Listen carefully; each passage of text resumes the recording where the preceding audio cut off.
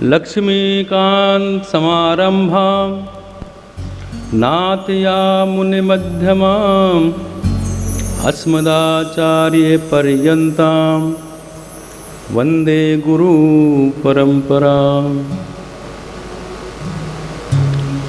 शान्ताकारं भुजगशयनं पद्मनाभं सुरेशं विश्वाधारं गगनसदृशं मेघवर्णं शुभांगं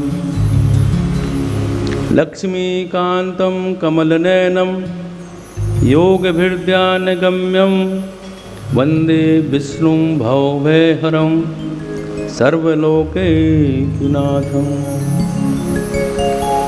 गुरुर्ब्रह्मा गुरुर्विष्णु गुरुर्देव महेश्वर गुरुर्साक्षात् परब्रह्म तस्मै श्री गुरुवे नमः।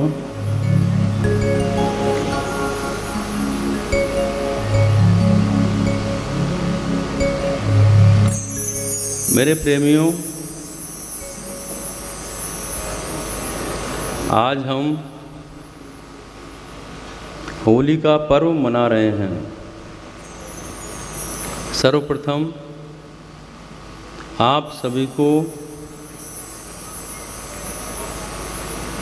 होली के महोत्सव की शुभकामनाएं, मंगल कामनाएं। वो भगवान लक्ष्मी नरसिंह जिन्होंने प्रहलाद की रक्षा की, प्रहलाद के कारण जिन्होंने अवतार लिया, वो आप सभी पर कृपा करें, आपका कल्याण करें।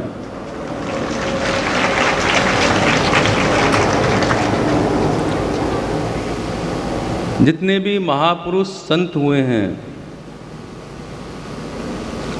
और जितने भी हमारे वेद शास्त्र हैं, सभी ने बार बार यही कहा कि मनुष्य का जीवन दुर्लभ है।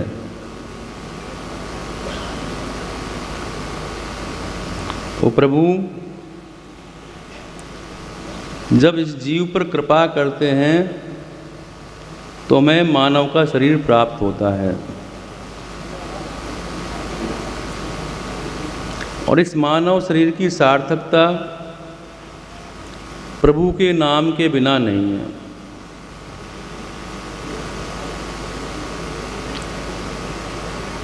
हम हमेशा ध्यान रखें कि हमारे श्वासों का कोई भरोसा नहीं है, इसलिए शुभ कर्म में देरी ना करें। प्रभु का स्मरण, प्रभु का नाम नित्य लें। तो सर्वप्रथम आप और हम सभी 2 मिनट उस भगवान का संकीर्तन करें।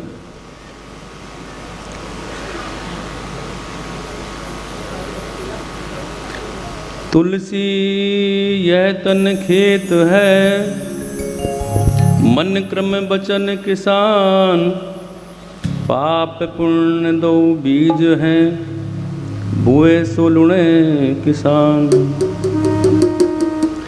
2 बातों को याद रख, जो चाहे कल्याण, नारायण एक मौत को दूजे श्री भगवान। तो सभी प्रेम से भगवान नारायण का स्मरण करें। श्रीमन नारायण नारायण नारायण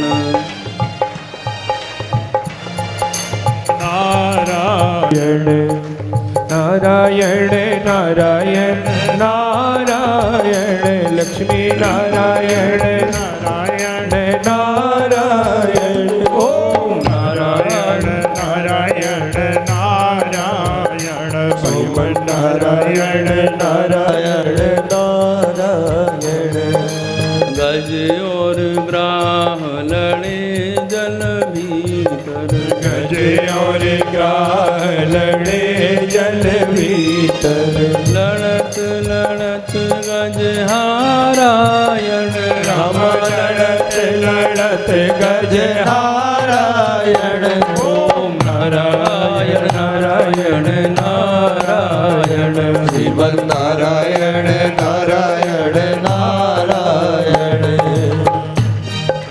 सोण रही जल ऊपर तिल भर सोण रही जल ऊपर तब हरि नाम उचारायण हो राम तब हरि नाम उचारायण। ओम नारायण नारायण नारायण श्रीमन्नारायण नारायण नारायण। गज की टेर सुनी रघुनंदन गज की टेर सुनी रघुनंदन गरुड़ छोड़ पग धारायण गरुड़ छोड़ पग नारायण। ओम नारायण नारायण नारायण श्रीमन्नारायण नारायण नारायण। चक्र सुदर्शन ग्राह सिर काटो चक्र सुदर्शन गा सिर काट्यो गज के भंग छुड़ारायण राम गज के भंग छुड़ारायण। ओम नारायण नारायण नारायण श्रीमन्नारायण नारायण नारायण। बिलनी के बेर सुदामा के तंदुल अरे बिल्ली के बेर सुदामा के तंदुल रुचि रुचि मोग लगारायण हो राम रुचि रुचि भोग लगारायण। ओम नारायण नारायण नारायण श्रीमन्नारायण नारायण नारायण। दुर्योधन घर में त्यागी ओ दुर्योधन घर बेवा त्यागी सागे विदुर घर पारायण हो राम साग विदुर घर पारायण।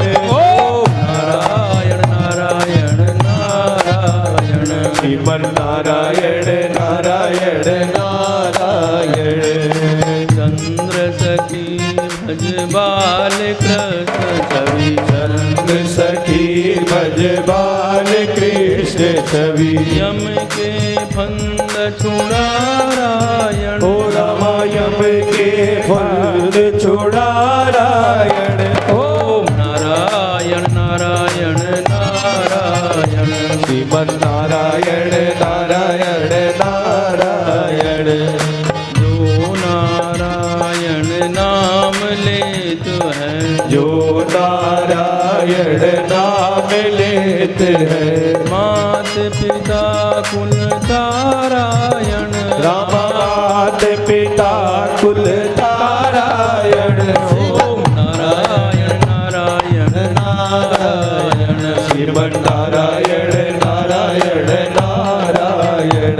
श्रीमन्नारायण नारायण नारायण श्रीमन्नारायण नारायण नारायण। ओम नारायण नारायण नारायण श्रीमन्नारायण नारायण नारायण।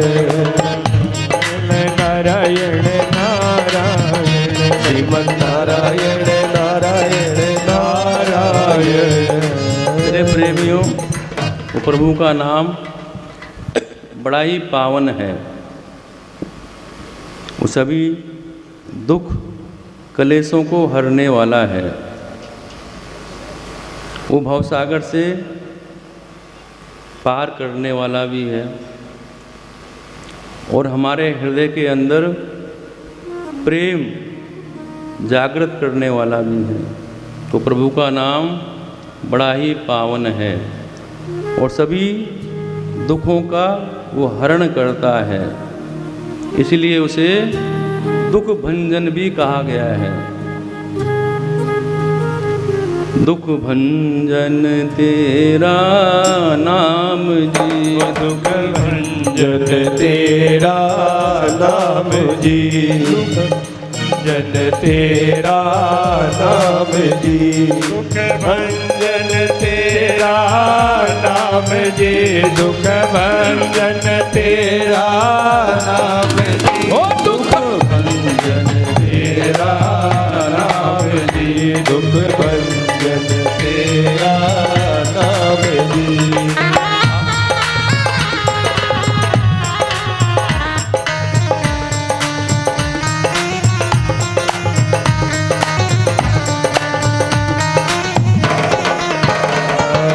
आठों ही पैर आराधिए आठों ही पैर आराधिए पूर्ण सतगुरु ज्ञान जी पूर्ण सतगुरु ज्ञान जी भंजन तेरा नाम जी दुख भंजन तेरा नाम जी ओ दुख तेरा नाम जी ओ दुख भंजन तेरा नाम जी जिस बट बसे पार ब्रह्मा जिस घट बसे पार ब्रह्म सोई सुहावा ठाव सोई सुहावा ठाव जी जब कंकड़ कंकड़ नेड़ना आवई ओ जब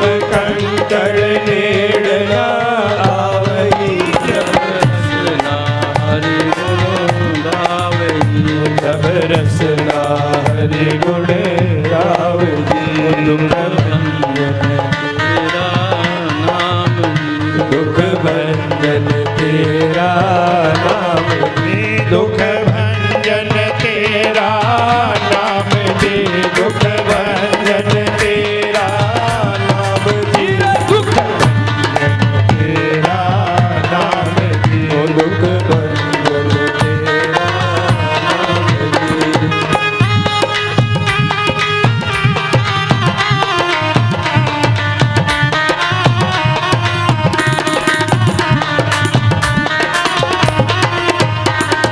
सेवा सुरत ना जानिया सेवा सुरत न जानिया ना जापे आराध जी ओ ना जापे आराध जी ओट तेरी जग जीवना हर ओट तेरी जग जीवना मेरे ठाकुर अगम आगाध जी ओ मेरे ठाकुर अगम आगाधि जी भंजन तेरा नाम जी दुख भंजन तेरा नाम जी दुख भंजन तेरा नाम जी दुख भंजन तेरा नाम जी ओ दुख तेरा नाम जी दुख भंजन तेरा नाम जी हरे कृपाल गुसाइया हरे कृपाल गुसाइया नठ सोग संताप जी नट सोग संताप जी तती वाउन लागई ताती वाउन लागई जब सतगुरु आके आप जी दुख भंजन राखे आप जी दुख भंजन तेरा नाम जी दुख भंजन तेरा नाम जी ओ दुख तेरा नाम जी हरे दुख भंजन तेरा नाम जी गुरु नारायण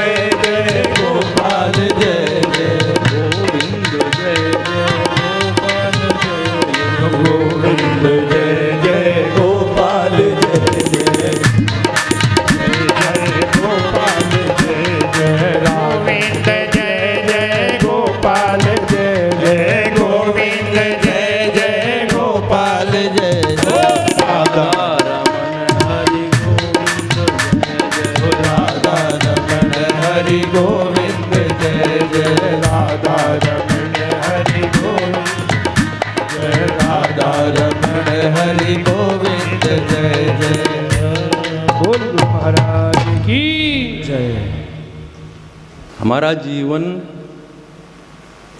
विषय वासनाओं के लिए नहीं है। जैसे कि मैंने बताया कि मानव का शरीर कृपामय शरीर है। जब भगवान इस जीव पर कृपा करते हैं तो हमें मानव का शरीर प्राप्त होता है। ईश्वर अंश जीव अविनाशी। तो ये मानव का शरीर हमें केवल परमात्मा की प्राप्ति के लिए मिला है। इसलिए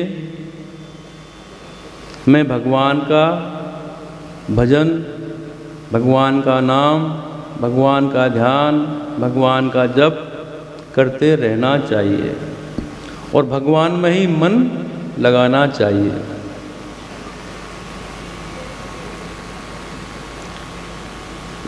जिनकी उम्र ज़्यादा हो गई है मेरे प्रेमियों, उनको तो भगवान में ध्यान मन लगाना ही चाहिए, पर जिनकी उम्र छोटी भी है, युवा अवस्था है या बाल्य अवस्था है, उनको भी भगवान का सिमरन करना चाहिए।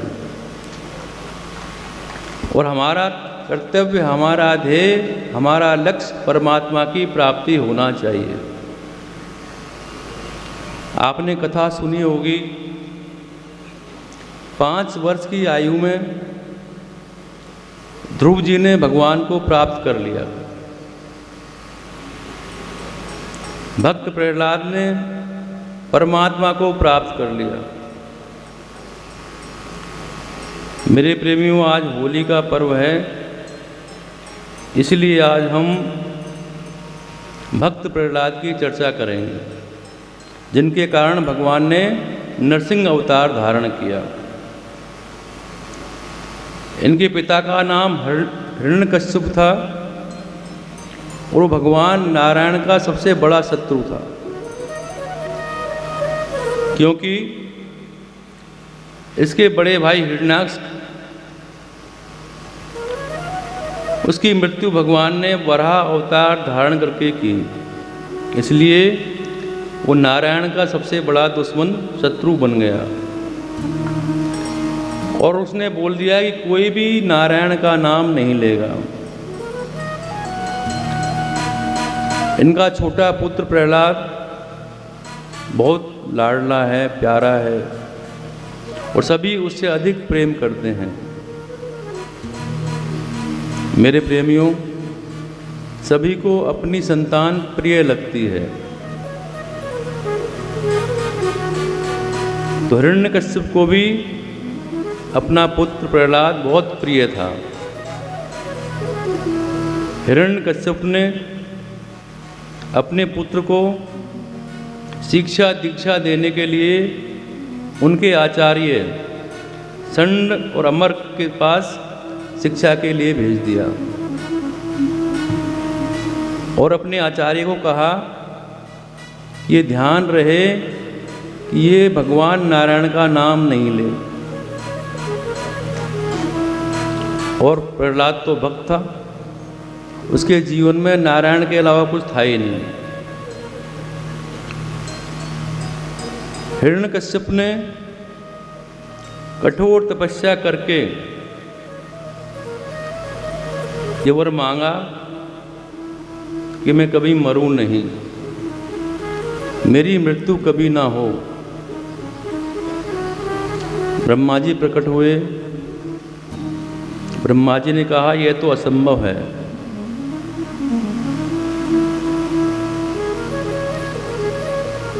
पर कुछ उपाय तो दे सकते हो। मेरे प्रेमियों, मरना तो कोई नहीं चाहता,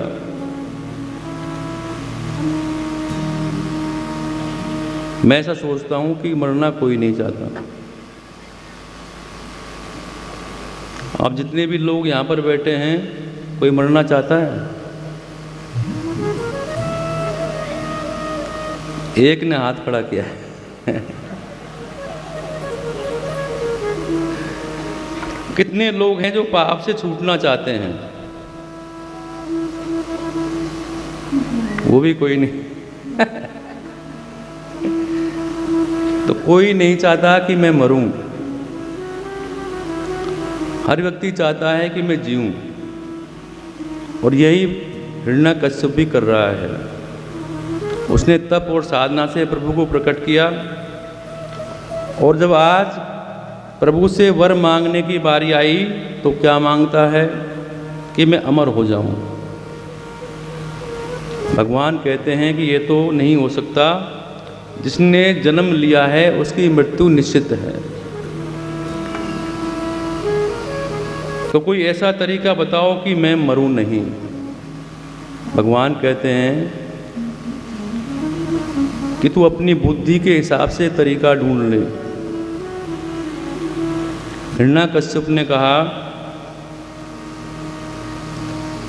वो वर मांग रहा है भगवान से कि मैं स्त्री से ना मरूं, ना पुरुष से मरूं, ना अस्त्र से मरूं, ना शस्त्र से मरूं, मैं रात को भी ना मरूं और दिन में भी ना मरूं, मैं भीतर भी नहीं मरूं, अंदर भी नहीं मरूं, मैं धरती पर भी नहीं मरूं, आकाश में भी नहीं मरूं, मैं किसी दिशा में भी नहीं मरूं। ऐसा वरदान मांग लिया। अब बताओ कितना दिमाग लगाया होगा हिरण्यकश्यप ने वर मांगने में। भगवान ने कहा तथास्तु, ऐसा ही होगा। वरदान प्राप्त कर हिरण्यकश्यप के अंदर अहंकार जागृत हो गया कि मैं तो अब त्रिलोकी का नाथ बन गया हूँ, मैं अमर हूँ, मुझे कोई मार नहीं सकता। अगर आपसे भी कोई भगवान प्रकट हो जाएं और पूछें कि वर मांगो, तो आप क्या मांगोगे?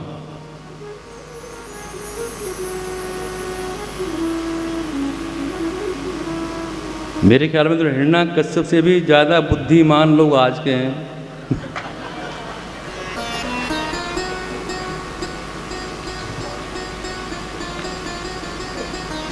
एक बार एक व्यक्ति ने तपस्या की,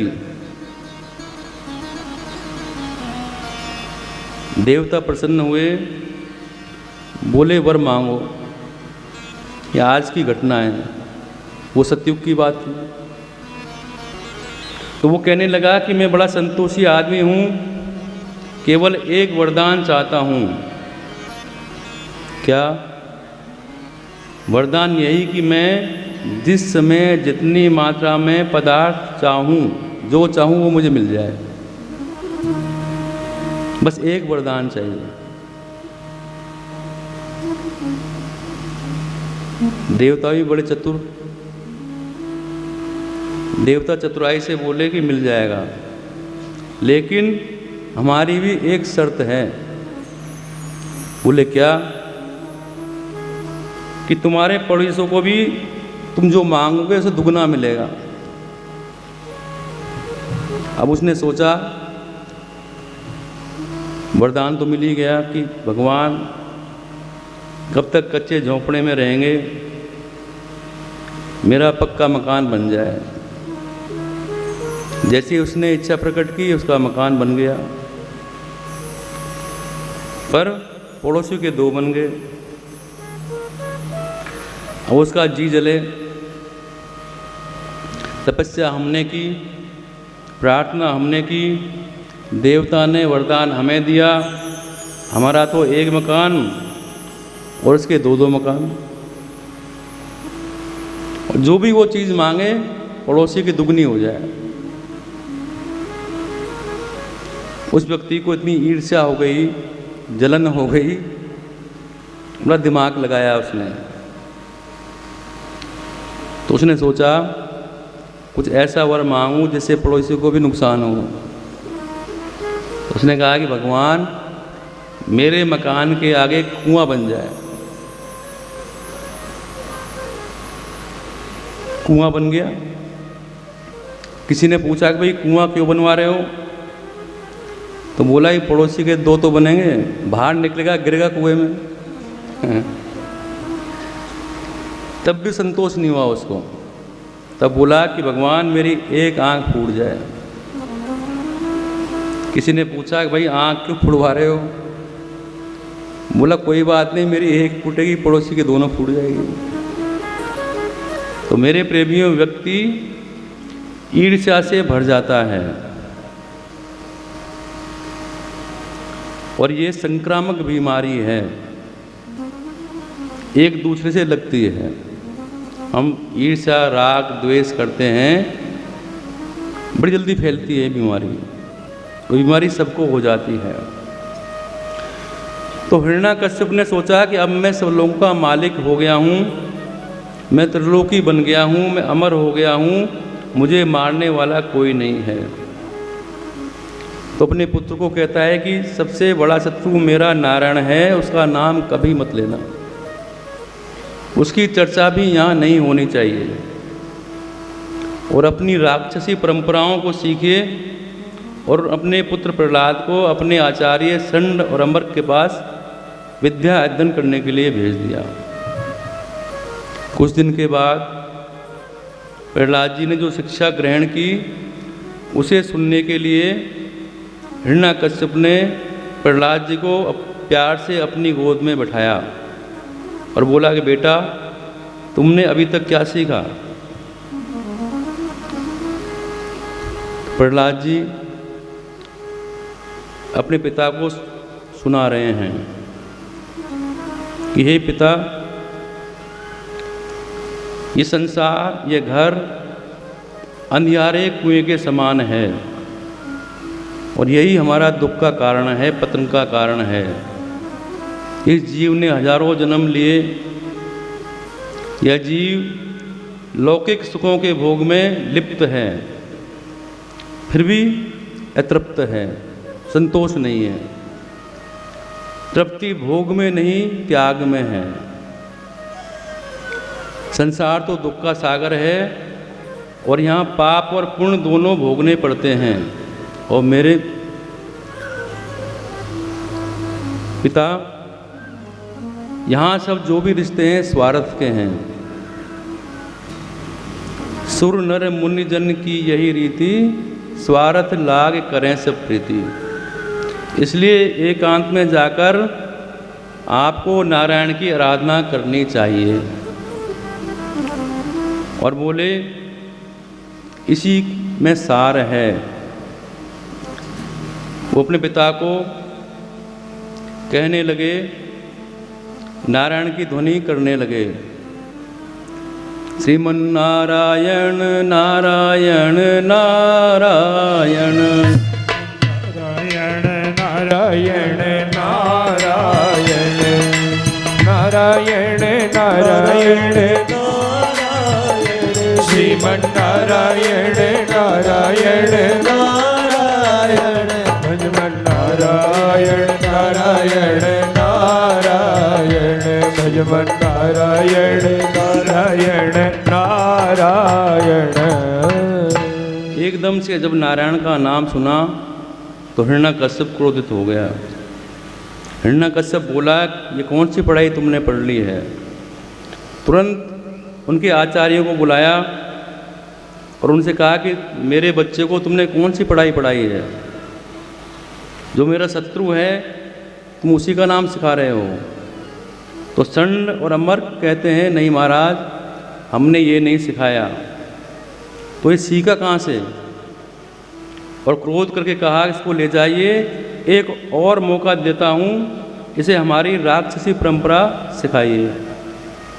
प्रहलाद को लेकर आचार्य आश्रम पहुँच गए। जबरदस्ती पाठ पढ़ाने लगते हैं, पर उस भक्त को तो वो पाठ समझ में नहीं आता। एक दिन दोनों आचार्य किसी काम से बाहर गए हुए थे और बालकों को बोल गए कि सभी बालक शांत रहना, सभी पढ़ना, हम थोड़ी देर में आते हैं। अब विचार कीजिए, विद्यालय में अध्यापक नहीं हो और बच्चों को बोल जाए पढ़ाई करो, तो मेरे ख्याल में बच्चे पढ़ाई तो करेंगे, खेलेंगे। तो सभी बालक खेलने लगे। प्रहलाद जी ने सभी बालकों को बैठा लिया और उनको समझाने लगे। कि मानव देह दुर्लभ है और इसी मानव देह के सहारे परमात्मा की प्राप्ति हो सकती है। पर ये शरीर कब तक है इसे कोई जान नहीं पाया। अतः बुद्धिमान लोगों को यौवन और वृद्ध अवस्था का विश्वास नहीं करना चाहिए और बाल्य अवस्था से ही प्रभु की भक्ति करनी चाहिए, ऐसा प्रहलाद जी असुर बालकों को समझा रहे हैं। और इकट्ठा करके सभी बालकों को बोला कि सभी बालक तालियां बजाएं और इस भगवान का कीर्तन करें। भक्त प्रहलाद असुर बालकों को फिर कीर्तन करवाने लगे। नारायण नारायण श्रीमन नारायण नारायण नारायण लक्ष्मी नारायण नारायण नारायण लक्ष्मी नारायण नारायण नारायण श्रीमन नारायण नारायण नारायण श्रीमन नारायण नारायण नारायण। सभी असुर बालक यही गा रहे हैं, तालियां बजा रहे हैं, नारायण ध्वनि हो रही है। जैसे ही संड और अमर आचार्य आए, उन्होंने देखा कि सभी बालक नारायण का नाम ले रहे हैं, तो बालकों से पूछा कि किसने सिखाया। बालकों ने बोला कि प्रहलाद ने सिखाया। लेकिन प्रहलाद जी को किसने सिखाया? प्रहलाद को सिखाया उसकी माता कयाधु ने। जब हिरण्याकश्यप तपस्या करने गया तो पीछे से उनकी पत्नी का देवताओं ने हरण कर लिया, इंद्र ने। और उस समय वो गर्भवती थी। देवताओं ने सोचा कि राक्षस है, इसके राक्षस ही होगा, इसलिए इसको बंदी बना लें। तब नारद जी ने कहा कि नहीं, इसके अंदर भगवान का भक्त है, नारायण का परम भक्त है, और उसे नारद जी के आश्रम में छोड़ दिया। तो उस बालक की शिक्षा दीक्षा नारद जी के आश्रम में हुई। वहाँ कयाधु रोज सत्संग कीर्तन सुनती थी। उसी की ध्वनि, उसी का ज्ञान भक्त प्रहलाद जी को गर्भ के अंदर ही हो गया। इस बालक को संस्कार संतों से मिले, वहीं से वो सीख गया। ये सूचना महाराज तक पहुंची। महाराज ने बहुत क्रोध किया। हिरण्याकश्यप ने भक्त प्रहलाद को कोड़ों से मार लगवाई, सांपों के झुंड में फेंक दिया, जहर का प्याला पिलाया, ऊंचे पहाड़ों से फेंकवा दिया, और अंत में उनकी जो बहन होलिका थी उसको बुलाया और उसे जलाने का प्रयास किया। मेरे प्रेमियों, होलिका जल गई और भक्त प्रहलाद का कुछ नहीं बिगड़ा। अंत में हिरण्याकश्यप तलवार लेकर खड़ा हो गया और गुस्से में बोला कि मैं देखता हूं तू कैसे नारायण का नाम लेता है। कहाँ है तेरा नारायण? प्रहलाद जी बोले कि मेरा नारायण कण कण में व्याप्त है, सब जगह है। हिरण्याकश्यप ने बोला कि इस खंबे में भी है? तो भक्त कहता है कि हाँ, इस खंबे के अंदर भी है। गुस्से में हिरण्याकश्यप ने तलवार से जोर से खंबे पर प्रहार किया और जैसे ही खंबा फटा, भगवान नरसिंह प्रकट हो गए।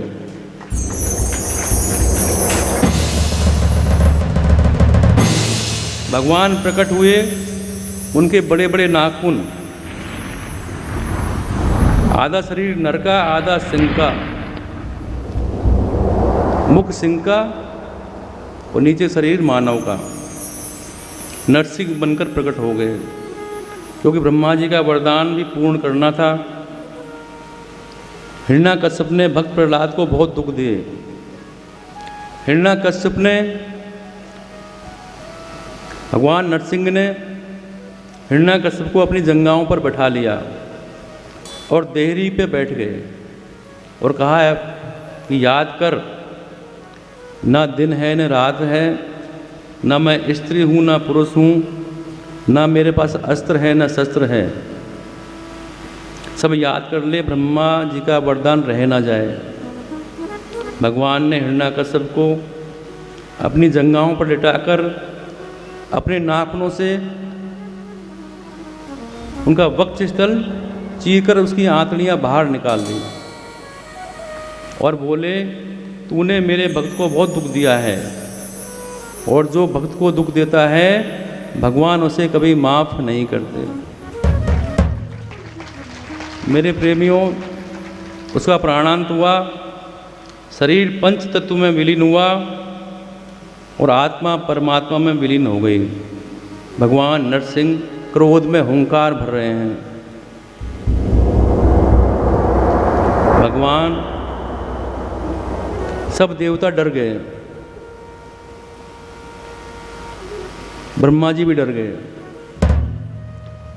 सबसे पहले उन्होंने माँ लक्ष्मी को कहा कि आप जाइए, आप जाकर पास में बैठेंगी तो भगवान का क्रोध शांत होगा। पर भगवान नरसिंह इतने क्रोध में थे कि लक्ष्मी भी डर गई, वो नहीं गई। कोई देवता आगे जाने को तैयार नहीं। अंत में ब्रह्मा जी ने कहा कि जिस भक्त के कारण भगवान ने अवतार धारण किया है उसी को आगे बढ़ाओ। भक्त प्रहलाद को नरसिंह भगवान के सामने खड़ा कर दिया। 5 वर्ष की आयु प्रहलाद को भगवान ने अपनी गोद में बैठा लिया। भगवान का क्रोध शांत हो गया और भगवान प्रहलाद को जीभ से चाटने लगे, प्यार करने लगे और कहा कि भक्त, मैंने आने में बहुत देर कर दी, तुम्हें बहुत कष्ट उठाने पड़े, इतने कष्ट आए पर तूने मुझसे विश्वास नहीं उठाया। मैं देरी से आया हूँ, मुझे क्षमा कर देना। देखो, भगवान भक्त से माफ़ी मांग रहे हैं। सभी देवता भगवान की स्तुति करने लगे। भगवान शांत हो गए। भगवान ने प्रहलाद से कहा कि बेटा, वर मांगो, मैं तुमसे बहुत प्रसन्न हूँ। प्रहलाद ने बोला कि भगवान, मुझे कुछ नहीं चाहिए, अगर आप कुछ देना ही चाहते हैं तो मेरी जितनी भी कामनाएं हैं, इच्छाएं हैं सांसारिक सुखों के, वो नहीं रहे।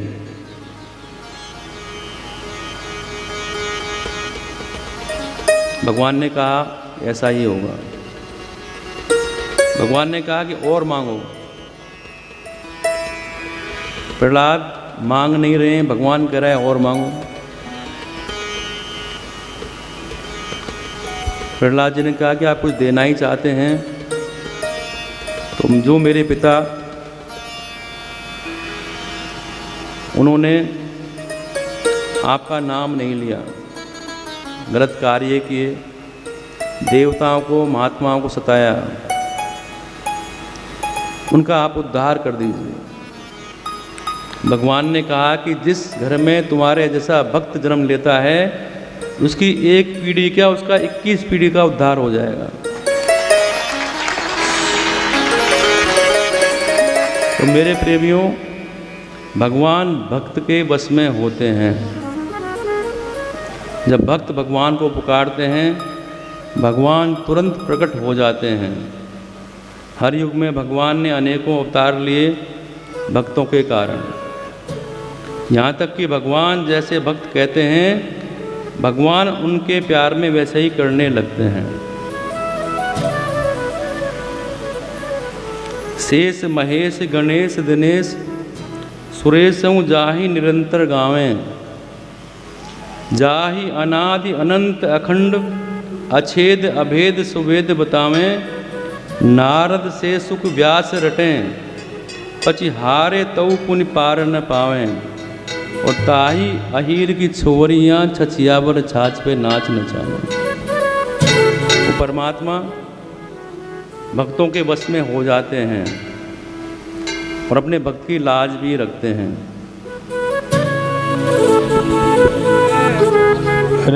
नारी भांति नचायो भगतन ने मोहे नारी भांति नचायो भगतन ने मोहे नारी भांति नचायो भगतन ने मोहे नारी लोक लाज तली नहीं काज मैंने लोक लाज नहीं नहीं काज मैंने बैकुंठ बिसरायो लायो नारी भांति नचायो भगतन ने मोहे नारी भांति नचायो भगतन ने मोहे नारी भांति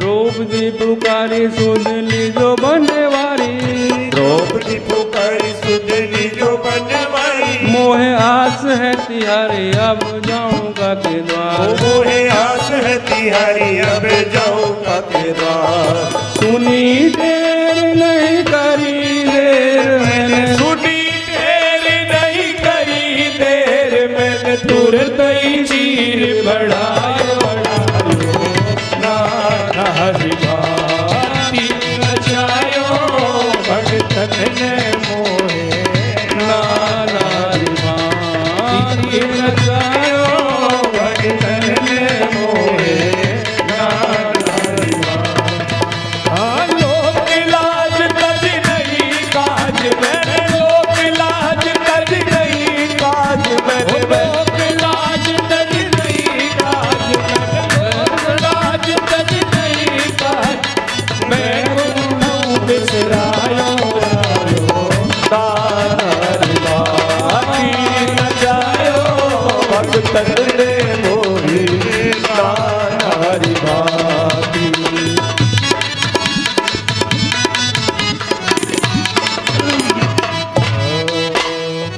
नरसी भगत हित सावरिया सेठ बन ऋषि भगत हित सांवरिया सेठ बन हाथ पहरायो लाज राखी जन की ओ मैंने भात पहनायो लाज राखी जग की प्रहलाद ने पुकारो नरसिंह रूप धारो प्रहलाद ने पुकारो नरसिंह रूप धारो हिरणाकुश मार सुध भूलि धन की ओ हिरणाकुश मारो सुध बुलि तन की दुर्योधन की मेवा त्यागी ओ दुर्योधन की मेवा त्यागी सागर दुर्गर पायो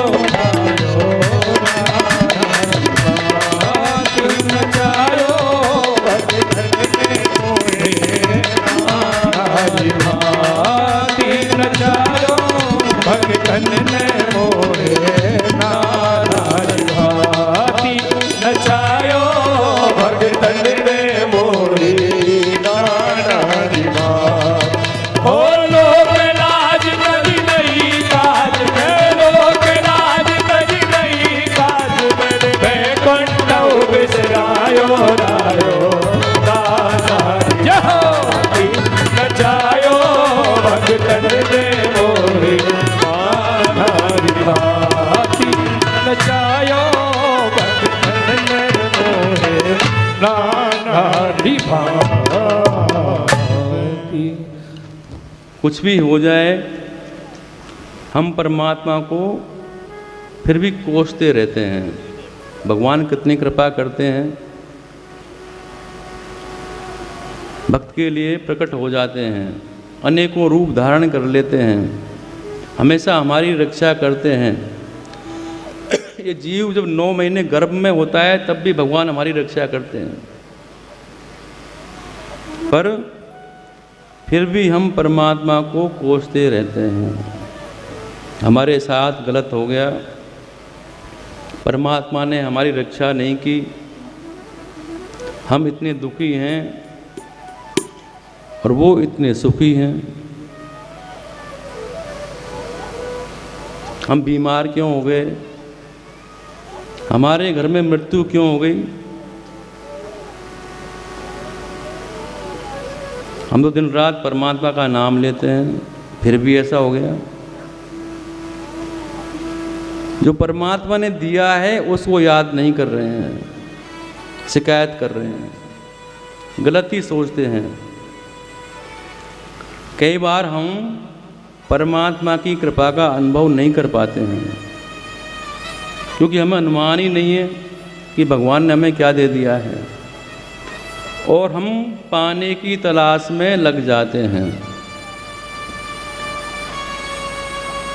बड़ी विचित्र बात है, जो पाई हुई है वो संभाली नहीं जा रही,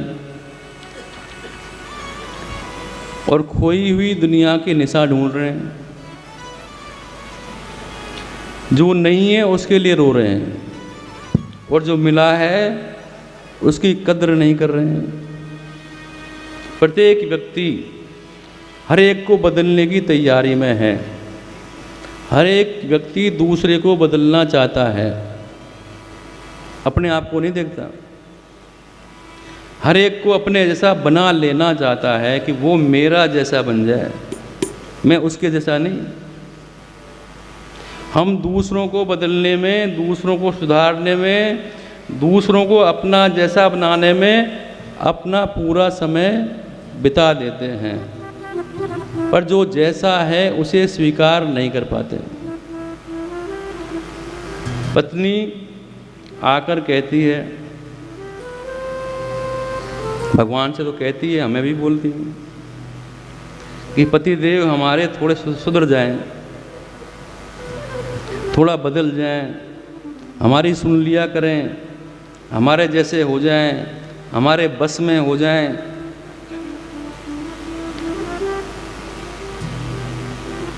और पति भी यही कहता है कि पत्नी मेरे बस में हो जाए। माता पिता भी यही कहते हैं कि पुत्र संतान हमारे कहने में रहे, और संतान कहती है कि माता पिता हमारे अनुकूल हो जाएं। यहाँ पर हर व्यक्ति एक दूसरे को बदलने की प्रक्रिया में लगा हुआ है।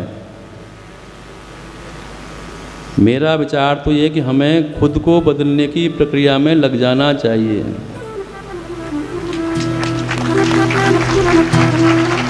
क्या हमारे सारे दोष खत्म हो गए? जितने भी हमारे अंदर अवगुण हैं, हम निर्मल हो गए? क्या हमारे अंदर कोई अवगुण नहीं है, कोई दोष नहीं है, क्या कोई कमी नहीं है? तो मेरे प्रेमियों, बदलने की प्रक्रिया प्रेम से होती है। ध्यान से सुने, अगर किसी को बदलना है तो बदलने की प्रक्रिया प्रेम से होती है, प्रहार से नहीं, कटु वचनों से नहीं, शिकायतों से नहीं।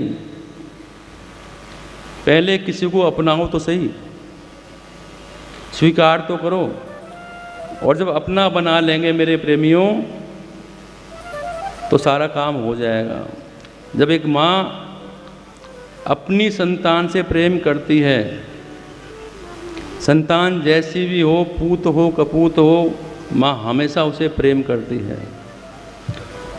और उसकी गलतियों को भी क्षमा कर देती है, उसके कटु शब्दों को भी भुला देती है। क्यों? कि वो मेरा है। यही सत्य है, जिससे हम प्रेम करते हैं उसके अवगुण हमें नहीं दिखते, हम उसको अपना लेते हैं, स्वीकार कर लेते हैं। तो प्रेम की परिभाषा, प्रेम का स्वीकार करना हमें आना चाहिए।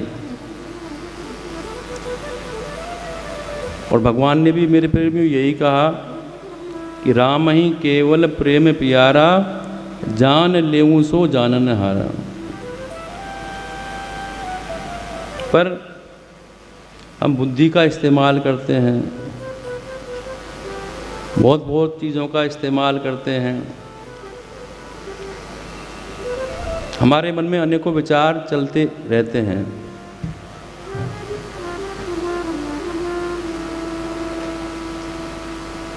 जिसको प्यार करते हैं कि इश्क बोला चल दिलबर का दीदार कर। दिलबर कौन? भगवान। पर अक्ल कहती है मत जिंदगी ख्वार कर। फिर इश्क बोला आशिक को न डरना चाहिए, पर अक्ल कहती है काम सोच समझकर करना चाहिए। इश्क बोला होगा जो देखा जाएगा, पर अक्ल कहती है कि बेमौत मारा जाएगा। तो हम अपना दिमाग लगाते हैं, प्रभु के नाम में, भगवान में भी डरते हैं, शर्म करते हैं, कहने में डर लगता है कि हम भगवान के भक्त हैं। तो भक्त कहने में शर्म आती है। तो यहाँ तो खुद को मरना पड़ेगा मेरे प्रेमियों, अपने अहंकार को मारना पड़ेगा। अहंकार सबसे बड़ी बीमारी है। अभिमान, अहंकार एक ही बात है। अब अहंकार किसी भी चीज़ का हो सकता है, जवानी का हो सकता है, सुंदरता का हो सकता है, बल का हो सकता है, पैसे का हो सकता है। जहाँ थोड़ा सा धन आ जाए तो व्यक्ति को अभिमान आ ही जाता है। अब वो इंसान को इंसान नहीं समझता। पर उस लक्ष्मी का तनिक भी अभिमान नहीं करना चाहिए, क्योंकि लक्ष्मी आज तक किसी की नहीं हुई। वो परमात्मा आज देता है और कल ले लेता है, तो उसका अहंकार क्या? और बल का भी अभिमान नहीं करना चाहिए। जवानी में अहंकार आ जाता है, वो भी खराब है।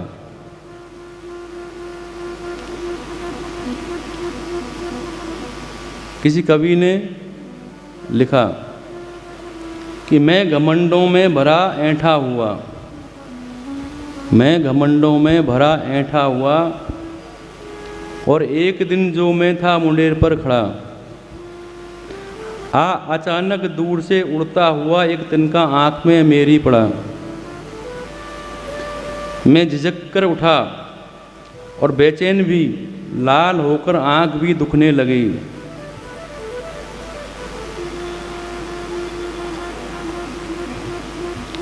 मूठ देने लगे कपड़ों की लोग, ऐंठ बेचारी दबे पांव भागी। तब अक्ल ने मेरी यूं मुझे ताने दिया, ऐंठता तू किस लिए इतना रहा, एक तिनका है बहुत तेरे लिए। तो मेरे प्रेमियों, अभिमान नहीं करना चाहिए, और हम क्षणिक बल पर अभिमान कर बैठते हैं। शास्त्र कहता है कि अभिमान नहीं करो। पद मिल जाए तो पद का भी अहंकार आ जाता है, कुर्सी का भी अहंकार आ जाता है। आपने देखा होगा कि नेता लोग जब चुनाव होते हैं तो घर घर जाकर हाथ जोड़ते हैं और बन जाते हैं, फिर मिलते भी नहीं। तो पद प्राप्त करके भी हमें सरल बने रहना चाहिए। एक नेताजी गांव में वोट मांगने गए और कहने लगे कि आप जो कहोगे मैं वो करूँगा, मुझे वोट दो। पुरानी बात है, गांव वालों ने कहा कि हमारे गांव में शमशान की भूमि नहीं है, तो आप हमें भूमि प्रदान कर दो। अब नेताजी को पता ही नहीं कि शमशान भूमि क्या होती है। तो नेताजी बोले कि तुम चिंता क्यों करते हो, तुम मुझे वोट दो, नेता बनाओ और दिल्ली पहुंचा दो, मैं तुम्हारे घर घर में शमशान बना दूं।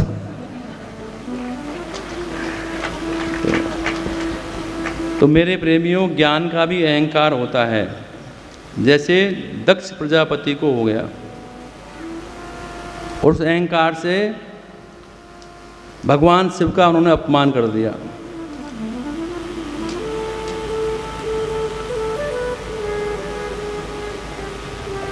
तो परमात्मा से प्रेम हमें करना पड़ेगा। यही ईश्वर भक्ति है मेरे प्रेमियों, ईश्वर के प्रति प्रेम है। पर समझे क्या, जितना भी हमने पाया वो कम ही रह गया। हमारी चाह बढ़ती गई। एक कमरे का मकान था तो चाह 2 कमरे की हो गई। छोटी गाड़ी थी तो चाह बड़ी गाड़ी की हो गई। चाह हमारी दिन पे दिन बढ़ती जाती है।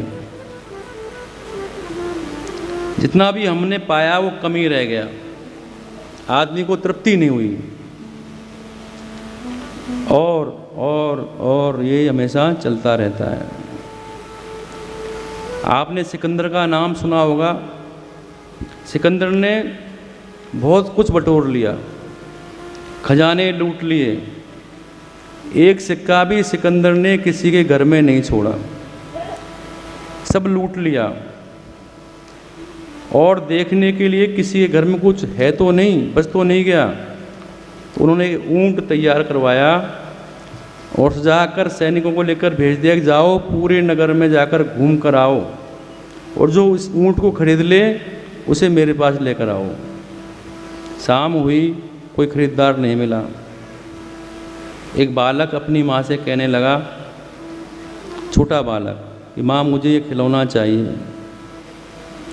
माँ की आंखों में आंसू आ गए कि बेटा तेरे पिताजी तो है नहीं, मैं विधवा हूँ, मैं असहाय माँ हूँ, मेरे पास कुछ नहीं है। और सिकंदर ने कुछ छोड़ा नहीं है। एक फूटी कौड़ी भी मेरे पास नहीं है, मैं असमर्थ हूँ। बालक चीखता रहा कि माँ मुझे ये खिलौना दिला दो। माँ को रात्रि में एक बात याद आई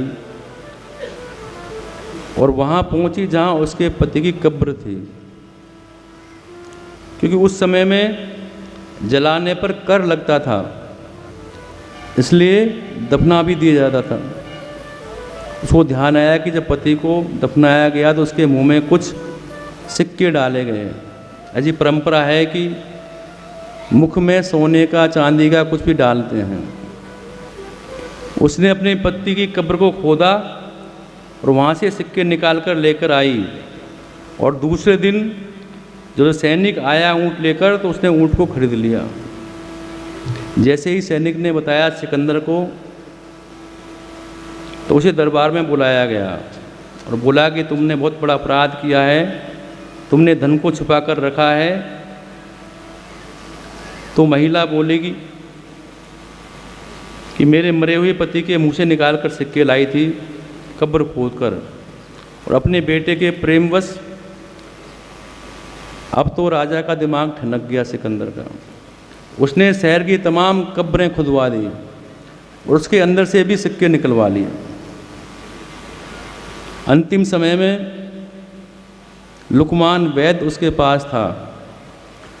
उसने कहा कि मुझे भी, लुकमान से कहा क्या मुझे भी मरना पड़ेगा?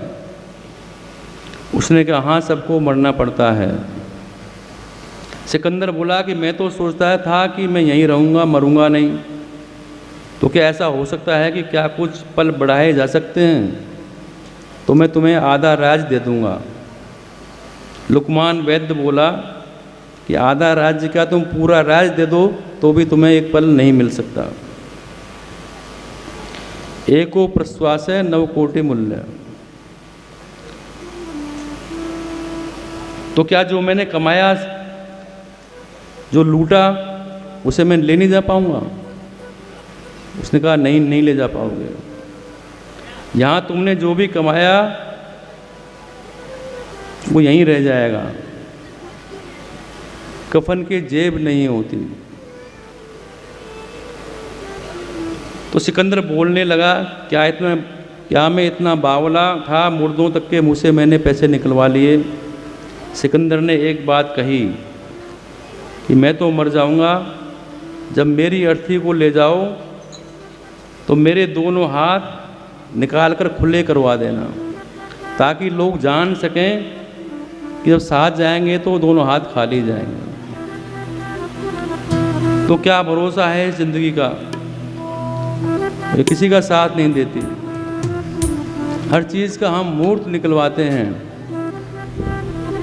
गृह प्रवेश का मुहूर्त, जन्म दिवस का मुहूर्त, शादी का मुहूर्त, शुभ मुहूर्त।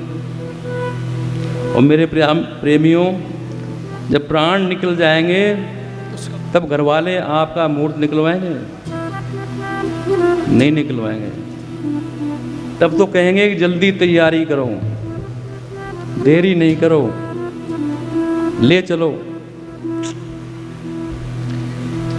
तो संतों ने बार बार यही समझाया मेरे प्रेमियों कि हम कुछ साथ नहीं ले जाएंगे, हमारे साथ कुछ जाएगा नहीं, इसका ख्याल हमें रखना चाहिए। जब तेरी डोली निकाली जाएगी, बिन मुहूर्त ही उठा ली जाएगी। जब तेरी डोली निकाली जाएगी, बिन मुहूर्त ही उठा ली जाएगी। जब तेरी डोली निकाली जाएगी, बिन मुहूर्त ही उठाली जाएगी। जब तेरी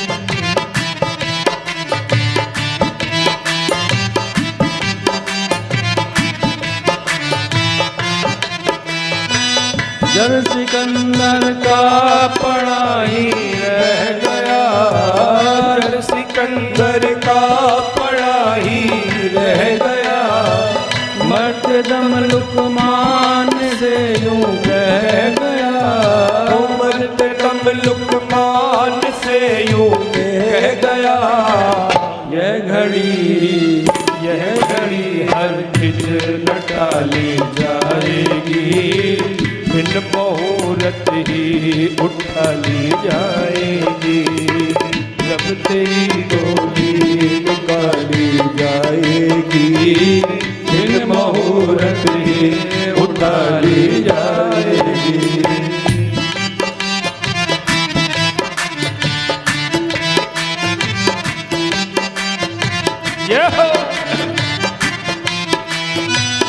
उनकी मोह से ये कह दो बोल कर, उनकी मोह से ये कह दो बोल कर।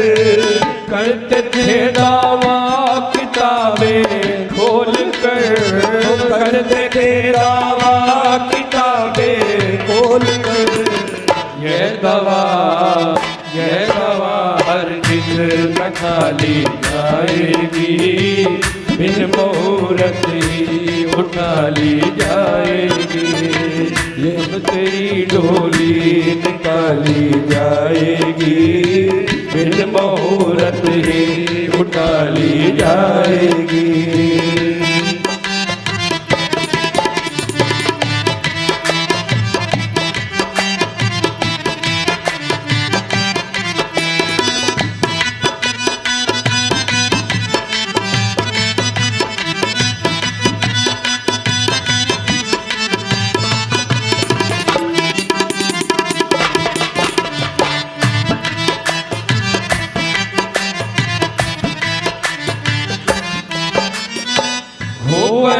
परलोक में तेरा हिस्सा, होएगा परलोक में तेरा हिस्सा।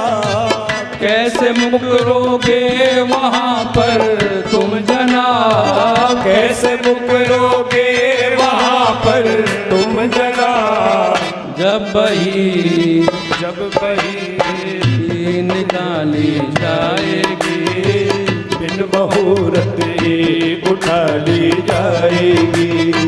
जब तेरी डोली निकाली जाएगी, बिन मुहूर्त ही उठा ली जाएगी।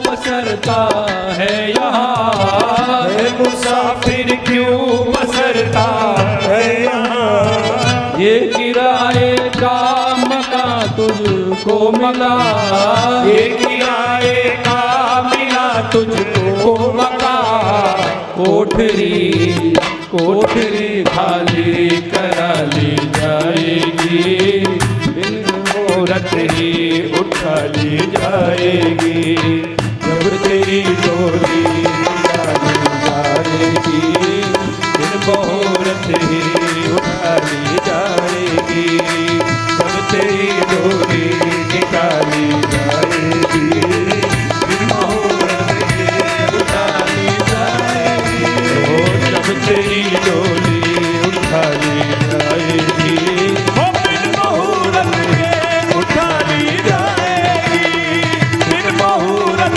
के उठा ली जाएगी, बिन मुहूर्त के उठा ली जाएगी। बोल गुरु महाराज की। तो मेरे प्रेमियों, एक एक घड़ी बीत रही है, हर घड़ी पर हर घड़ी, हर घड़ी पर हर घड़ी, जितनी घड़ी अब ना रही, हर घड़ी से हर घड़ी हाथों से निकली जा रही, और जो घड़ी हाथों पर बंधी, और जो घड़ी हाथों पर बंधी वह न रहने पाएगी, और जो घड़ी हाथों से निकली वह न वापस आएगी। जब तेरी घड़ी असली घड़ी पर आएगी, कितनी भी चाबी बढ़ते रहना वह न रुकना पाएगी। तो मेरे प्रेमियों, परमात्मा का नाम लें, ये जीवन का कोई भरोसा नहीं, हम बार बार यही कहते हैं। तो मेरे प्रेमियों, हमारे साथ क्या जाएगा? हम सब लोग कहते हैं क्या लेकर आए हैं, क्या लेकर जाएंगे, पर साथ जाएगा। क्या जाएगा? जैसे गुरु महाराज कहा करते थे कि लिया दिया तेरे संग चलेगा, धर्म कर्म का नाता है, साईं नाम की चिंता करमाई देने वाला दाता है। तो प्रभु का नाम हमारे साथ जाएगा, अच्छे कर्म हमारे साथ जाएंगे, और नाम महाराज की तो बड़ी महिमा है। इस कलयुग में नाम की बड़ी महिमा है। कि नाम क्या करता है? नारायण नाम क्या करता है? आप एक तरह से समझ लीजिए कि सब्जी में नमक और मिर्च ज़्यादा हो जाए तो क्या आप सब्जी में से नमक और मिर्ची निकाल सकते हैं? नहीं निकाल सकते। ज़्यादा हो गया सो हो गया, उसको निकाला नहीं जा सकता। लेकिन संत लोग समझाते हैं, सब्जी में नमक और मिर्च ज़्यादा हो जाए तो नींबू डालकर नमक का प्रभाव कम कर सकते हो, और घी डालकर मिर्च का प्रभाव कम कर सकते हो। निकाला तो कुछ भी नहीं, लेकिन नींबू और घी डालने से अब जो सब्जी खा रहे हैं उसमें मिर्च नहीं लगती, नमक नहीं लगता, और आप आनंद से खाए जा रहे हैं। वैसे ही यदि जीवन में कोई पाप कर्म गलती भूल जो हुई है, उसका दंड तो मेरे प्रेमियों मिलता है दुख स्वरूप में, लेकिन भगवान के नाम से वो शक्ति हमें मिल जाती है। अगर कोई दुख भी सामने आते हैं तो हम हंसते हंसते मुस्कुराते हुए भगवान के नाम के सहारे उसे पार कर जाते हैं। फिर क्या होता है? अब वो दुख नहीं लगता, मुश्किल नहीं लगती। मुश्किल तो है पर महसूस नहीं होती। क्यों? जो हमने उसमें राम नाम का घी है वो डाल दिया। राम नाम का सहारा जो है वो हो गया। तो राम नाम के सहारे से आगे के जीवन को बदला जा सकता है, हमारी वृत्तियों को बदला जा सकता है। यजुर्वेद में लिखा है कि तुम 100 वर्ष तक जियो, पर सुकर्म करते हुए जियो, बुरे कर्म नहीं। वेद कहता है कि सुकर्म, अच्छे कर्म करते हुए जियो। और इसी कर्म की परिभाषा को गीता में भगवान श्री कृष्ण ने कहा। दूसरे अध्याय के 47वें श्लोक में भगवान श्री कृष्ण कहते हैं, कर्मण्येवाधिकारस्ते मा फलेषु कदाचन। कर्म करो। और इसी बात को रामायण भी कहती है। अवश्यमेव भोक्तव्यम कृतम कर्म शुभाशुभम, ना भुक्तम चेते कर्म कल्पकोटि शतेरपि। अपना किया हुआ जो शुभ अशुभ कर्म है वह अवश्य ही भोगना पड़ता है। यह अटूट सत्य है, तो नोट कर लीजिए। बिना भोगे तो सैकड़ों करोड़ों कल्पों के गुजरने पर भी कर्म टल नहीं सकता। जो भी कर्म आपने शुभ किया है या अशुभ किया है उसका फल आपको भोगना पड़ेगा। आज आप यहाँ पर बैठे सत्संग सुन रहे हैं, इसका पुण्य आपको किसी न किसी रूप में मिलेगा ही, इसे कोई काट नहीं सकता।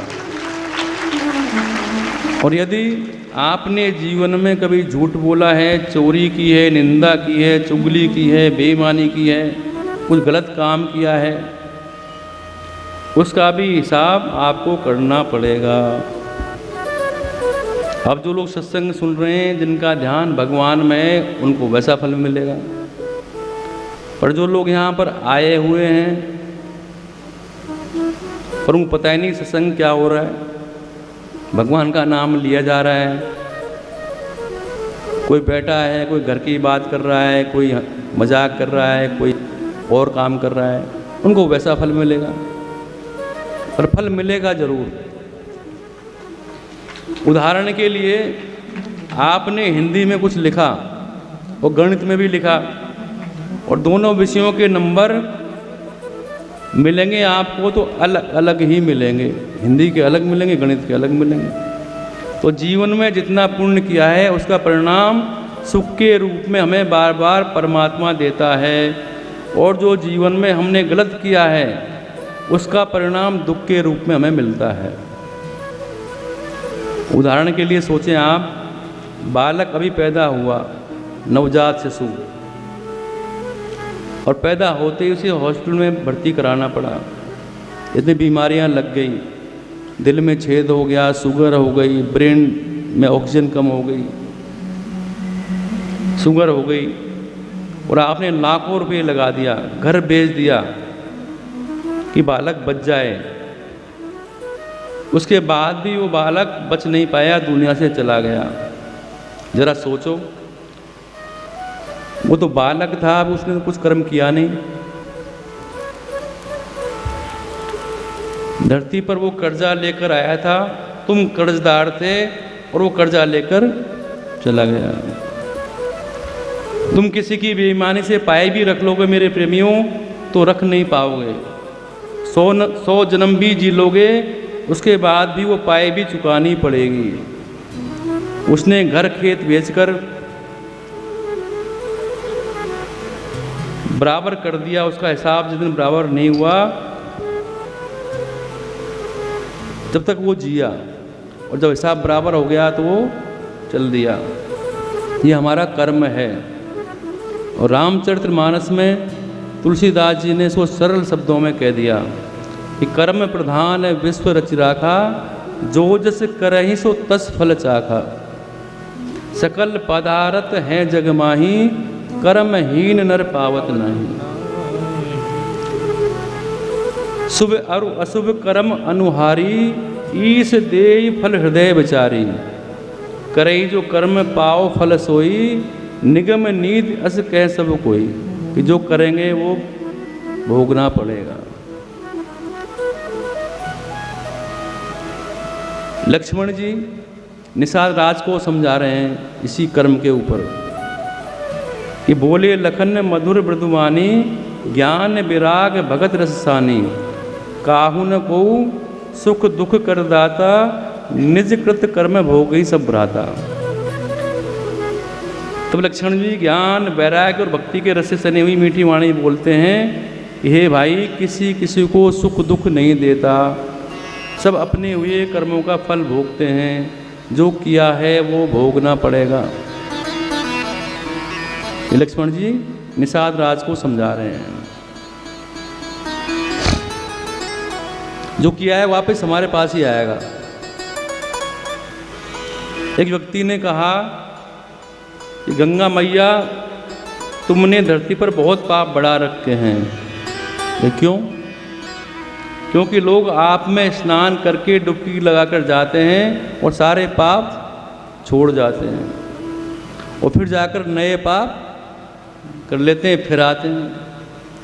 1 साल के बाद फिर डुबकी लगाते हैं, फिर सारे पाप छोड़ जाते हैं। यदि आप इन पापों को नहीं लेती तो ये लोग पाप क्यों करते? पता है ये पाप करेंगे, गंगा में नहाओ और पाप मुक्त। तो गंगा मैया ने कहा, नहीं, हमारे पास तो किसी के पाप नहीं हैं। फिर उस व्यक्ति ने कहा, तो गंगा मैया, ये पाप कहाँ जाते हैं? जो लोग आप में छोड़ जाते हैं वो कहाँ जाते हैं? गंगा कहती है कि हम तो समुद्र में ले जाते हैं, सारे पाप बहकर समुद्र में चले जाते हैं। तो उस व्यक्ति ने समुद्र से पास जाकर कहा कि पाप लेकर बैठे हो, इसलिए खारी खारी हो गए, तुम्हारा पानी भी खारा है। पाप बढ़ा रखे हैं धरती पर। समुद्र ने कहा, देखो भैया, हमारे पास भी किसी के पाप नहीं है, हमसे तो बादल ले जाते हैं, सब भाप बनकर उड़ जाते हैं। तो उस व्यक्ति ने बादलों से कहा कि बादलों, तुम काले काले इसीलिए हो कि तुमने सब पापों को रखा हुआ है, ऐसा क्यों करते हो? धरती पर इतने पाप बढ़ गए हैं। तो बादल कहते हैं कि भाई, हमने तो किसी के पाप नहीं बढ़ाए, पाप को लेकर क्यों बैठे हो? कोई लेकर भी नहीं बैठे, तो पाप कहाँ जाते हैं? तो उसने कहा कि भैया, जिस जिसके होते हैं उनके ऊपर बरसा देते हैं, तो जहाँ से आए वहीं चले जाते हैं। तो मेरे प्रेमियों, कहने का भाव यह है कि कर्म कभी नहीं मिटता, जो करोगे वो भोगना पड़ेगा। जितनी देर सत्संग में बैठोगे उसका परिणाम अलग मिलेगा, और जो यहाँ कर अब बातें बना रहे हैं, हंसी मजाक कर रहे हैं, मन में कुछ गलत चल रहा है, उसका परिणाम उसको वैसा भोगना पड़ेगा। तो जैसा करेंगे वैसा भरेंगे। करता था सो क्यों किया, अब करी क्यों पछताए, बोवे पेड़ बबूल का तो आम कहाँ से आया। जो हम करेंगे मेरे प्रेमियों, हमें वही मिलेगा। इसलिए इस बात का ख्याल रखो, तुम दिन रात भगवान की आराधना करो, पूजा करो, भक्ति करो, पर जो तुम्हारे कर्म हैं वो तुम्हें भोगने पड़ेंगे। तो जितना नारायण का नाम लिया है उसका परिणाम आनंद स्वरूप में मिलेगा। और मेरे प्रेमियों, जितने भी जिव्या से चुगली की है उसको उसका परिणाम भोगना पड़ेगा। इसलिए कोशिश करो कि इस जिव्या से अच्छा करो, अच्छा बोलो, भगवान का नाम लो, कानों से अच्छा सुनो, हाथों से अच्छा करो, पैरों से अच्छे रास्ते पर चलो, मन से अच्छा सोचो।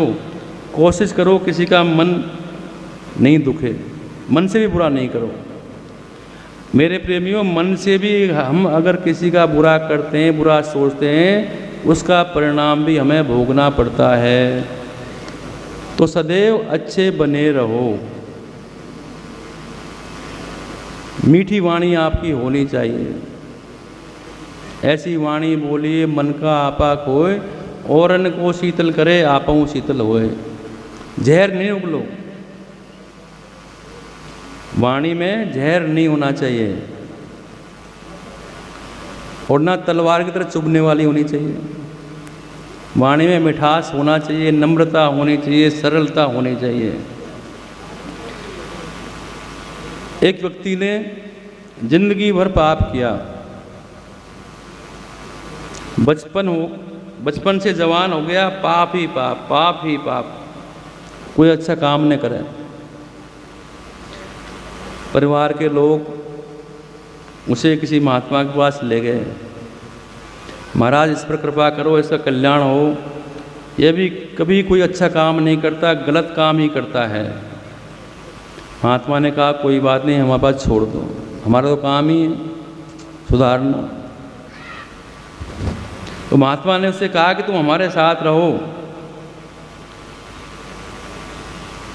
उस व्यक्ति ने कहा कि महाराज मैं आपके पास रहूँगा, पर मुझे कि आपत्ति है, मेरी शर्त है, मुझे भजन करने के लिए मत बोलना। कई लोगों का भजन करने में सर दर्द हो जाता है, माला लेकर बैठेंगे तो बोलेंगे सर दर्द हो गया, और काम में सर दर्द नहीं होता, पर भगवान के नाम में सर दर्द हो जाता है। महात्मा बोले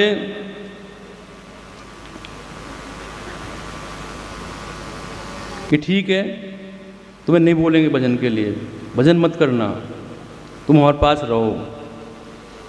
बोला दूसरी बात सुनो कि जो हम करेंगे उसमें रोकना नहीं। दूसरी कंडीशन लगा दी। तो महात्मा बोले नहीं रोकेंगे भाई, तुम जो मर्जी आए करना जो है, पर रह मेरे पास। तो बोला ठीक है, फिर तो आपके साथ आराम से रहेंगे। रहने लगा, महात्मा से मित्रता हो गई, प्यार हो गया, उसके मन में आवे वही करे और भजन करे नहीं। एक दिन महात्मा उसे ले गए वन में। महात्मा ने कहा देखो तुम्हारा हमसे प्रेम है तो एक काम करो, मेरे कहने से एक बार राम कह दो। तो बोला इससे क्या फ़ायदा? महात्मा बोले फायदे की मत सोच, तू राम राम कह। तो मेरे प्रेमी हम लोगों की भी आदत है, कभी किसी से कहो कि भजन किया करो तो लोग तुरंत कहते हैं कि इससे क्या फ़ायदा, टाइम वेस्ट होगा, आधा घंटे काम करेंगे, पढ़ाई करेंगे तो पास होंगे, मंदिर में जाने से क्या होगा। अच्छा रामायण पढ़ा कर बोले इससे क्या फ़ायदा। तो एक बात महात्मा बार बार कहते भैया राम राम कहा करो। तो सामने वाला बोला कि क्या फ़ायदा। महात्मा परेशान हो गए तो उन्होंने उससे कहा कि एक बात बताओ, तुम तम्बाकू खाते हो? बोले हाँ। बोले इससे क्या फ़ायदा। तुम बीड़ी पीते हो? बोले हाँ। इससे क्या फ़ायदा। तुम शराब पीते? बोले हाँ। इससे क्या फ़ायदा। वो बोला कि ऐसा तो मैंने सोचा ही नहीं कि इसमें फ़ायदा है कि नुकसान है। तो महात्मा बोले तुम इतने गलत काम करते हो बिना फ़ायदे के, सोचे तो क्या एक राम का नाम ही मिला है जो फ़ायदे के लिए लिया जाता है, इसमें फ़ायदा मत सोचो। तो वो भक्त बोला कि ठीक है महाराज तुम्हारी बात मान लेता हूँ, पर एक बार बोलूँगा बस, दोबारा मत बोलना मेरे से। तो महात्मा ने कहा ठीक है। तो बोलो राम। तो उसने बोला कि राम। तो महात्मा जी ने बोला कि बन गया काम। महात्मा ने कहा कि मेरी एक बात और सुन लो, इस नाम के बदले में कभी कुछ मांगना नहीं। वो अगर तुम्हें कोई मांगने के लिए कहे तो बोल देना कि इस नाम के बदले में जो मिलता हो वो मुझे दे दो, कोई चीज़ मत मांगना। और वह अपने घर रहने लगा, मनमानी करने लगा। लेकिन एक दिन जब वो मरा, यम के दूत उसे लेने आए, यमलोक ले गए यमराज के सामने। यमदूतों ने हिसाब समझाया था कि इसने जीवन भर गलत काम किए, खाली एक बार महात्मा के कहने से इसने राम कहा है बस। यमराज बोला इससे पूछ लो राम नाम के बदले क्या चाहता है। तो यमदूतों ने कहा कि क्या चाहते हो। तो उसे महात्मा की बात याद आ गई, कहने लगा कि मुझे कुछ नहीं चाहिए, राम नाम के बदले जो मिलता है वो मुझे दे दो। यमराज को समझ में नहीं आया कि राम नाम के बदले इसको क्या दें।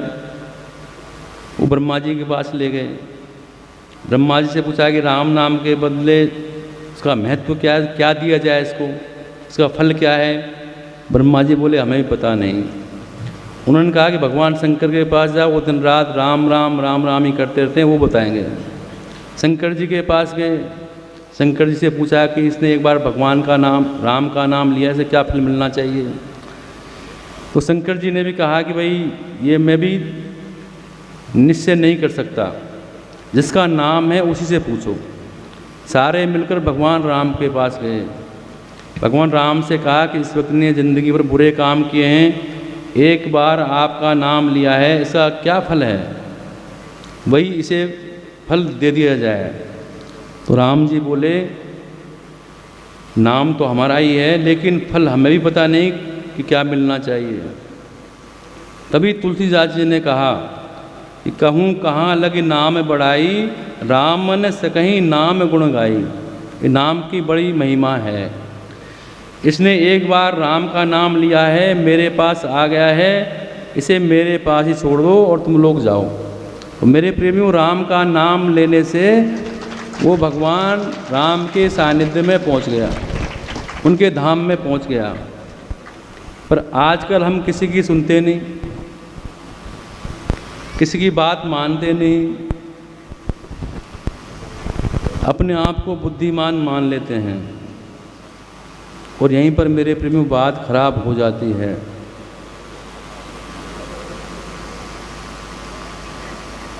हम जानते हैं कि हमारे अंदर अवगुण हैं, पर हम मानते नहीं।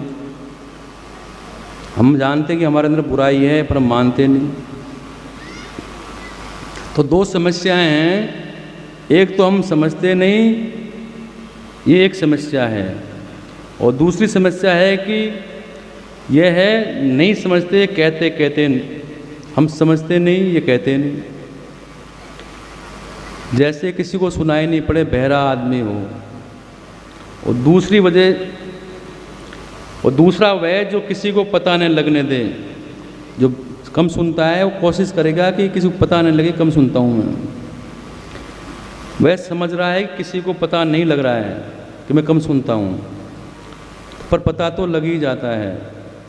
एक आदमी को सुनाई नहीं पड़ता था, पर वो किसी को पता नहीं लगने देता। जैसे तंवर साहब ने मशीन लगा रखी है, थोड़ा थोड़ा सुनाई पड़ता था उसको।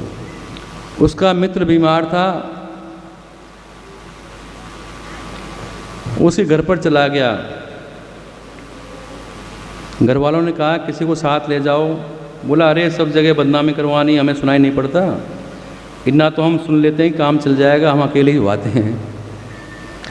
वहाँ पहुँचा, मित्र से पूछा कहो तबीयत कैसी है। अच्छा, किसी को कम सुनाई पड़ता है तो शायद सोचते होंगे कि सामने वाले को सुनाई कम पड़ रहा है, तेज बोलता है, वो जोर जोर से बोलता है। तो मित्र से बोला कहो तबीयत कैसी है। तो मित्र परेशान था बीमारी से, तो बोला क्या बताएं, मर रहे हैं। तो उसने अंदाज़ा लगाया कि ये कह रहा है कि पहले से तो ठीक है। तो तुरंत बोला अरे भगवान की बड़ी कृपा है जल्दी ठीक हो जाओगे। मित्र को बड़ा बुरा लगा, हम मर रहे हैं, ये बोल रहा है कि भगवान की कृपा है। तुरंत दूसरा सवाल पूछ लिया, ये कौन से डॉक्टर का इलाज चल रहा है। तो खींचकर बोला, गुस्से में था ही वो, कि यमराज का। तो तुरंत बोला कि नाम तो सुना हुआ लगता है।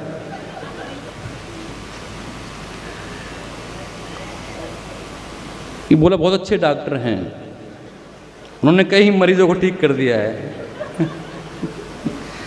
रोज उनका यही काम है, तुमको भी ठीक कर देंगे फिर बोला खाने में क्या क्या बताया है। तो उसका मित्र बहुत झुंझला गया, बोला पत्थर तो तुरंत बोला बड़ा हल्का भोजन है, जल्दी पचता है, स्वास्थ्य के लिए बहुत अच्छा है तो एक तो सुनाई नहीं पड़ रहा है, दूसरा किसी को पता नहीं लगने दे रहा है। लेकिन मेरे प्रेमियों पता लग ही जाता है। कोई ना समझ अपनी ना समझी स्वीकार ना करे तो अनुभवी पुरुष उसको समझ लेते हैं, जान लेते हैं कि इसके अंदर क्या बीमारी है। तो मेरे प्रेमियों, नाम में बड़ी महिमा है, नाम महाराज की आप भगवान का परमात्मा का नाम लिया करें, उसी से आपका कल्याण होगा। और कलयुग में नाम के अलावा कुछ है नहीं, कलयुग केवल नाम आधारा, सुमिर सुमिर नर उतर ही पारा। तो भगवान का नाम स्मरण किया करें तो आपकी परेशानी दूर हो जाएंगी। मन सीताराम सीताराम रट रे, तेरे संकट जाएंगे कट रे। ओ मन सीताराम सीताराम रट सभी प्रेम से बोले, तेरे संकट जाएंगे कट रे। ओ मन राधे श्याम रट रे, तेरे संकट जाएंगे कट रे। मन राधे श्याम रट रे, तेरे संकट जाएंगे कट रे। मन सीताराम सीताराम रट रे, तेरे संकट जाएंगे कट रे।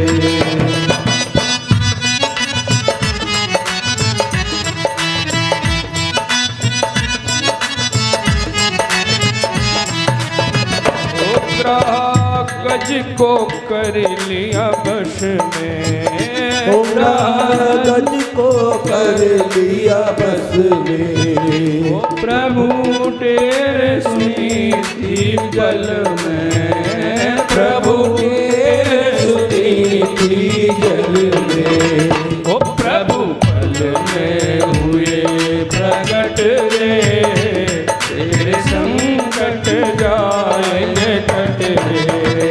ओ प्रभु पल में हुए प्रगट रे, तेरे संकट जाएंगे कट रे। मन सीताराम सीताराम रट रे, तेरे संकट जाएंगे कट रे।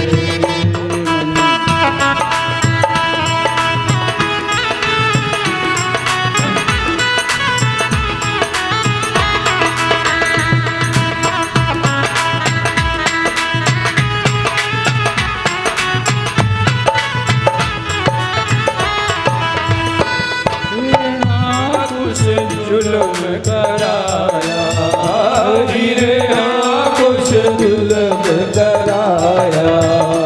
प्रहलाद को बहुत सताया, ओ प्रहलाद को बहुत सताया।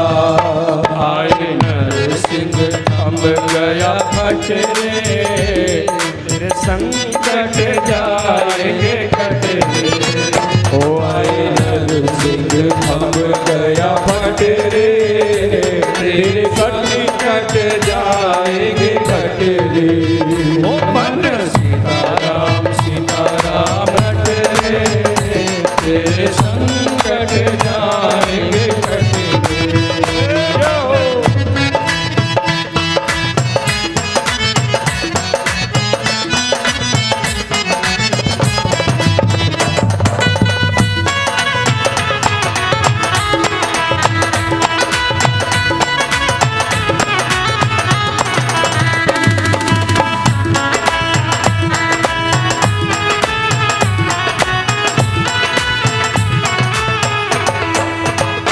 अब जाए न कष्ट सहारे, अब जाए न कष्ट सहारे। द्रौपदी ने वचन कहारे, ओ द्रौपदी ने वचन कहारे। दुस्शासन पावन कट रे, तेरे संकट जाएंगे कट रे। ओ दुस्शासन गया घट रे, तेरे संकट जाएंगे कट रे। ओ मन राधे श्याम रट रे, तेरे संकट जाएंगे कट रे। ओ मन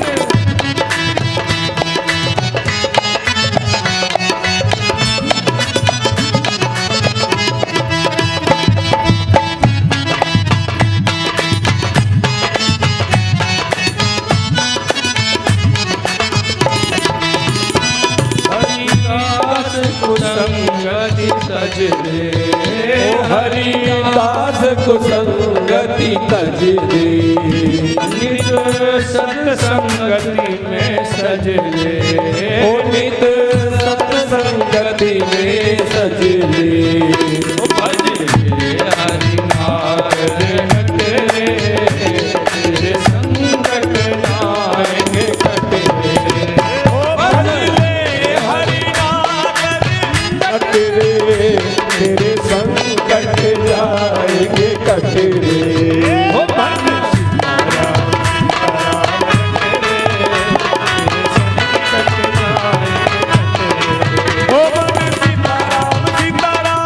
तेरे तेरे संकट जाएंगे कटे। हो मन सीताराम तेरे, तेरे संकट जाएंगे कटे। मन सीताराम तेरे, तेरे संकट जाएंगे कटे। बोल गुरु महाराज की जय। श्री सिद्धदाता धाम की जय। मेरे प्रेमियों, समय अधिक हो गया है,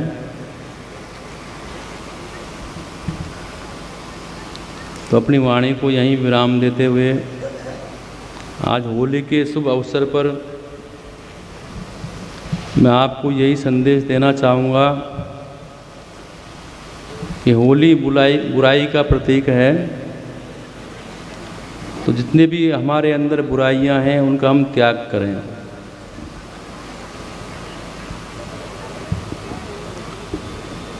और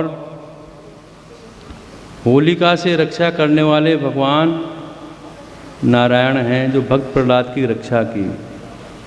उस परमात्मा का नाम निरंतर हम लेते रहें, अच्छाइयों को अपनाएं और बुराइयों का त्याग करें, शुभ कर्म करें,